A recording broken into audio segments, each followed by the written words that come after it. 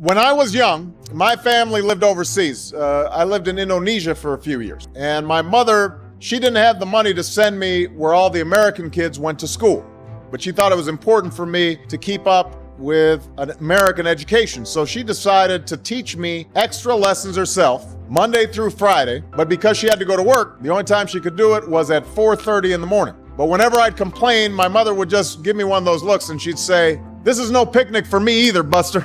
So I know that some of you are still adjusting to being back at school, but I'm here today because I have something important to discuss with you. My father left my family when I was 2 years old, and I was raised by a single mom who had to work and who struggled at times to pay the bills and wasn't always able to give us the things that other kids had. There were times when I missed having a father in my life. There were times when I was lonely and I felt like I didn't fit in. So I wasn't always as focused as I should have been on school.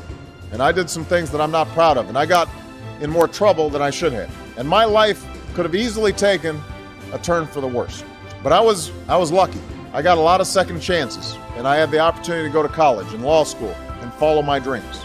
My wife, our First Lady, Michelle Obama, she has a similar story. Neither of her parents had gone to college, and they didn't have a lot of money. But they worked hard, and she worked hard so that she could go to the best schools in this country. Some of you might not have those advantages. Maybe you don't have adults in your life who give you the support that you need. Maybe someone in your family has lost their job and there's not enough money to go around. Maybe you live in a neighborhood where you don't feel safe or have friends who are pressuring you to do things you know aren't right. Maybe you could be a great writer, maybe even good enough to write a book or articles in a newspaper, but you might not know it until you write that English class paper that's assigned to you. Maybe you could be an innovator or an inventor, maybe even good enough to come up with the next iPhone or the new medicine or vaccine, but you might not know it until you do your project for your science class. Maybe you could be a mayor or a senator or a Supreme Court justice, but you might not know that until you join student government or the debate team. And no matter what you want to do with your life, I guarantee that you'll need an education to do it. You want to be a doctor or a teacher or a police officer? You want to be a nurse or an architect, a lawyer or a member of our military? You're going to need a good education for every single one of those careers. You cannot drop out of school and just drop into a good job. You've got to train for it and work for it and learn for it. And this isn't just important for your own life and your own future. What you make of your education will decide nothing less than the future of this country.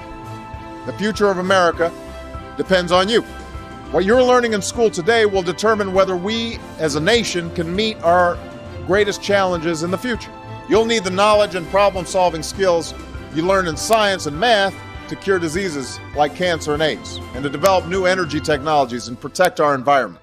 You'll need the insights and critical thinking skills you gain in history and social studies to fight poverty and homelessness, crime and discrimination, and make our nation more fair and more free. You'll need the creativity and ingenuity you develop in all your classes to build new companies that will create new jobs and boost our economy. We need every single one of you to develop your talents and your skills and your intellect so you can help us old folks solve our most difficult problems. If you don't do that, if you quit on school, you're not just quitting on yourself, you're quitting on your country. Now, I know it's not always easy to do well in school. I know a lot of you have challenges in your lives right now that can make it hard to focus on your schoolwork. I get it. I know what it's like. But at the end of the day, the circumstances of your life, what you look like, where you come from, how much money you have, what you've got going on at home, none of that is an excuse for neglecting your homework or having a bad attitude in school. That's no excuse for talking back to your teacher or cutting class or dropping out of school. There is no excuse for not trying. Where you are right now doesn't have to determine where you'll end up. No one's written your destiny for you, because here in America, you write your own destiny. You make your own future. That's what young people like you are doing every day all across America.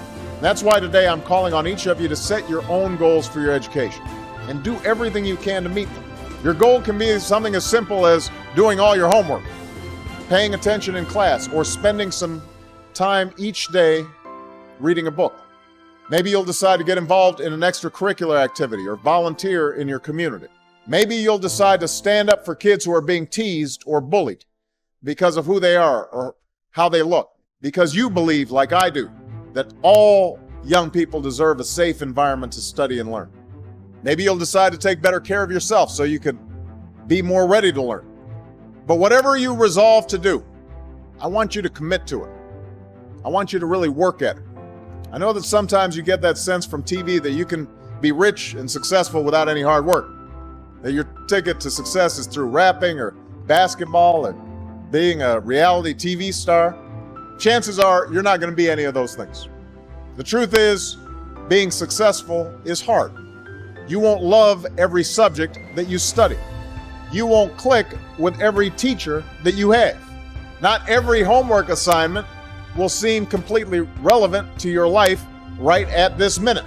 And you won't necessarily succeed at everything the first time you try. That's okay. Some of the most successful people in the world are the ones who've had the most failures. J.K. Rowling, who wrote Harry Potter. Her first Harry Potter book was rejected 12 times before it was finally published. Michael Jordan was cut from his high school basketball team. He lost hundreds of games and missed thousands of shots during his career. But he once said, "I have failed over and over and over again in my life, and that's why I succeed." These people succeeded because they understood that you can't let your failures define you. You have to let your failures teach you. You have to let them show you what to do differently the next time. So if you get into trouble, that doesn't mean you're a troublemaker. It means you need to try harder to act right. If you get a bad grade, that doesn't mean you're stupid. It just means you need to spend more time studying. No one's born being good at all things. You become good at things through hard work. You're not a varsity athlete the first time you play a new sport. You don't hit every note the first time you sing a song. You've got to practice. The same principle applies to your schoolwork. You might have to do a math problem a few times before you get it right. You might have to read something a few times before you understand it. You definitely have to do a few drafts of a paper before it's good enough to hand in. Don't be afraid to ask questions. Don't be afraid to ask for help when you need it. I do that every day. Asking for help isn't a sign of weakness, it's a sign of strength, because it shows you have the courage to admit when you don't know something, and that then allows you to learn something new. So find an adult that you trust, a parent, a grandparent, or a teacher, a coach, or a counselor, and ask them to help you stay on track to meet your goals. And even when you're struggling, even when you're discouraged, and you feel like other people have given up on you, don't ever give up on yourself. Because when you give up on yourself, you give up on your country. The story of America isn't about people who quit when things got tough. It's about people who kept going, who tried harder, who loved their country too much to do anything less than their best.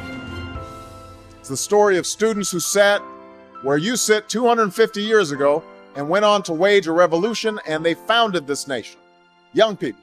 Students who sat where you sit 75 years ago, who overcame a depression and won a world war, who fought for civil rights and put a man on the moon. Students who sat where you sit 20 years ago, who founded Google and Twitter and Facebook and changed the way we communicate with each other. So today, I want to ask all of you, what's your contribution going to be? What problems are you going to solve? What discoveries will you make? What will a president who comes here in 20 or 50 or 100 years say about what all of you did for this country? You know, your families, your teachers, and I are doing everything we can to make sure you have the education you need to answer these questions. I'm working hard to fix up your classrooms and get you the books and the equipment and the computers you need to learn. But you've got to do your part too. So I expect all of you to get serious this year. I expect you to put your best effort into everything you do. I expect great things from each of you. So don't let us down. Don't let your family down or your country down. Most of all, don't let yourself down. Make us all proud.